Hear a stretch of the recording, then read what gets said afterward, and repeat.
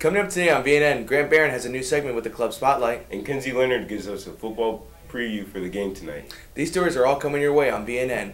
Your Black Crew News starts right now.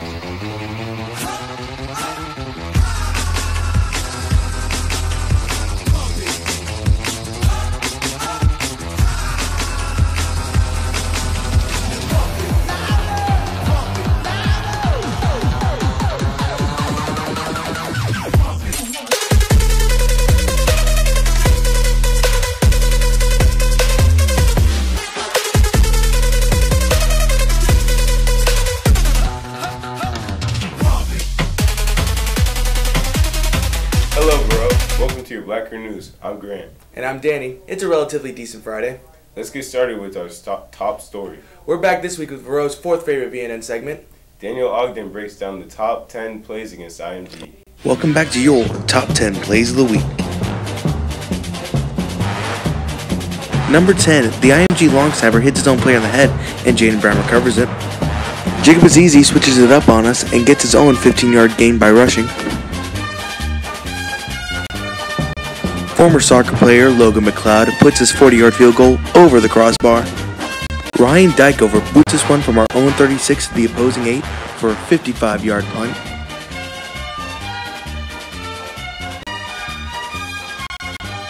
Someone must have called 911 because Mark, the SWAT team tagliere, came in to break up this IMG offensive play.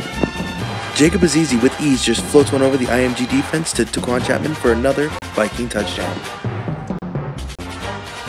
Derek Erickson, get used to that name folks, causes an IMG fumble which Brandon Peck actually picks up and almost takes the house before being tackled by his own player Dylan Solia.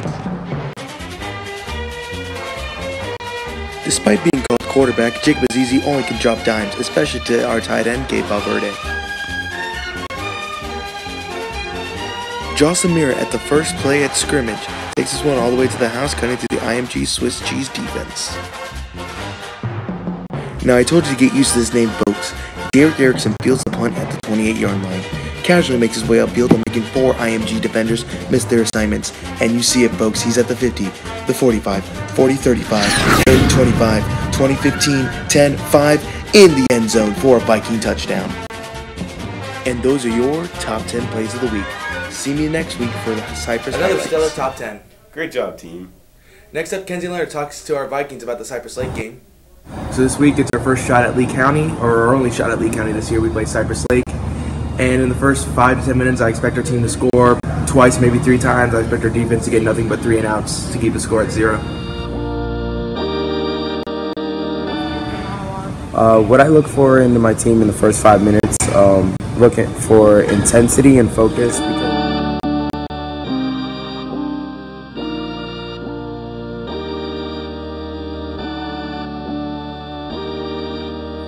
Oh yeah, the matchup is great. They have a couple fast kids, but we have a couple fast kids. So the matchup is great this week, and I think that we're a way better team, and we've come a long way. So we should pull out this dub.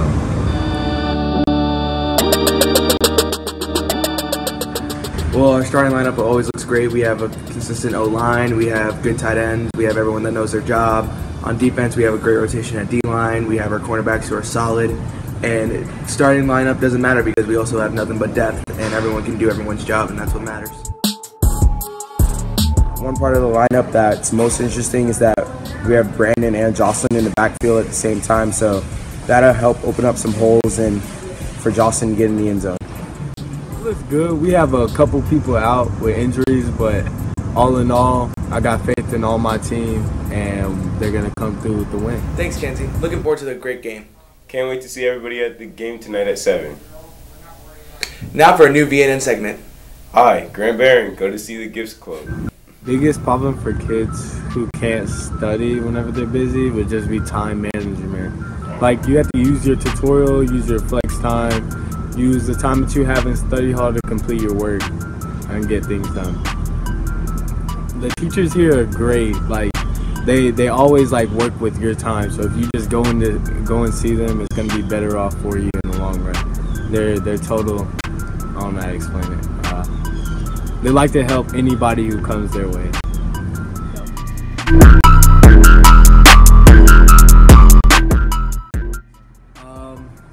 tips for studying, for the most part, what I like to do every year is like to designate certain classes that I know that I'm not going to do as well in as if I don't study.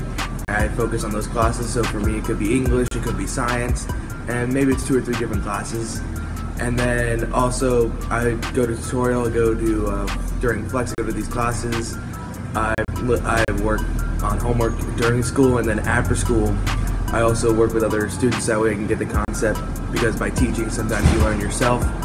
And also being a football player, you just gotta realize that, sometimes you're gonna have to compromise your sleep schedule every now and then because you need to study for something that's coming up.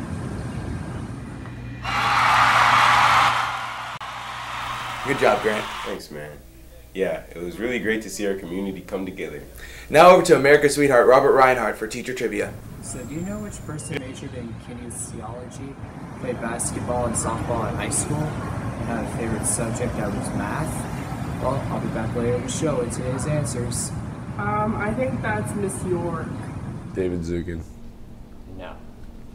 Mr. Zukin. No. Good guess. Mrs. Voku. No. Oh.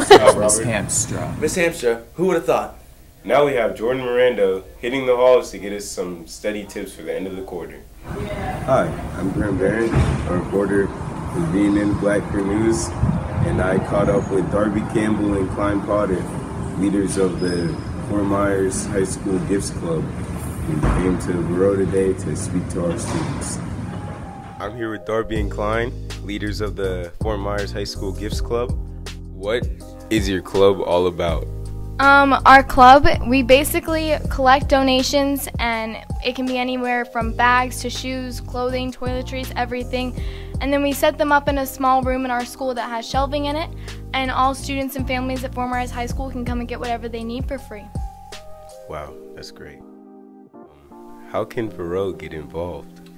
Bureau can get involved with this club through spreading it things like VNN, your news network like right now, and also being part of the Catholics in Action group, where we're starting to spread the club and possibly start a closet here. And also a way you can get involved without being in either of those things is you can bring in donations to the school.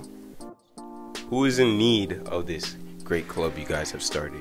There's a lot of students and families at Fort Myers High School that are homeless or in need of financial assistance. So any student that either emails the guidance counselor or goes down to guidance and speaks to administrators or a social worker can be let into this club to take whatever they need. So basically students that are in need. Wow, looks like Fort Myers did something good for once. Thank you guys. Have a great day. Hey, that's pretty neat. If you need to reach them, you can email them at this email. And yeah, that's it. Bye. Now back to the gym. You know who it is. Shh, stupid. Hey, you need to be quiet because I don't want them all messed up again. And you've wasted more of my time than I've wasted. Okay, you can go whenever. Quiet! I have to get my posture because otherwise I look slouchy and kind of fat. That makes me sad. Okay, ready? Shh. Hey. God bless you. Really? Way to go. God bless you. Roast him, hurting. No, be quiet. I need to focus. Come on.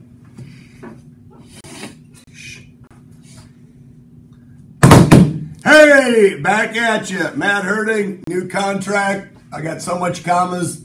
Oh, money falling in on the kid.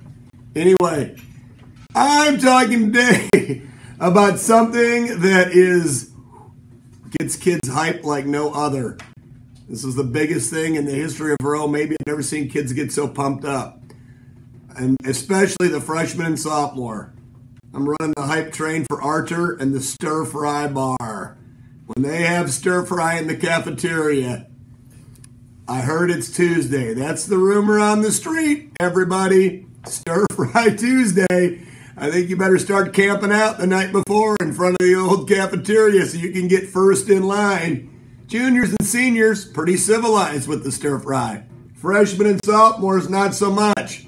They got me standing there in front of the double doors, and all of a sudden, the kids see stir fry. The freshmen and sophomores line up. There's like spit coming out of their mouth. They're salivating, they're looking, all that. And then, when Nolan gives them the, okay, you can go, I'm standing there saying, slowly, slowly, but it's like a herd of wildebeest, and I'm there like Mufasa. Woo! They're trucking over me, getting in line. Give me the shrimp. Give me the chicken. Give me the beef. Give me the noodles. Give me a little teriyaki sauce. No. Sweet and sour instead. Hey, this is just a warning to everybody out there. Whatever you do, when they change the flex, do not get between either of the two doors or the stir-fry bar. Because if you do, the whole herd, the rampage of wild kids is going to plow you under, trample you to death, all in the name of some fresh cooked Asian food. So, this is a public service announcement out to you. Be careful, okay? Don't get trampled Tuesday. That's when I heard they're having it. It might not be true, but that's what the word on the street is, according to Evan Hargett, and he's got inside info. So, stir fry, baby. Until next time, I'm out. Herding. Now some final announcements. First off, come out to tonight's football game at home at 7.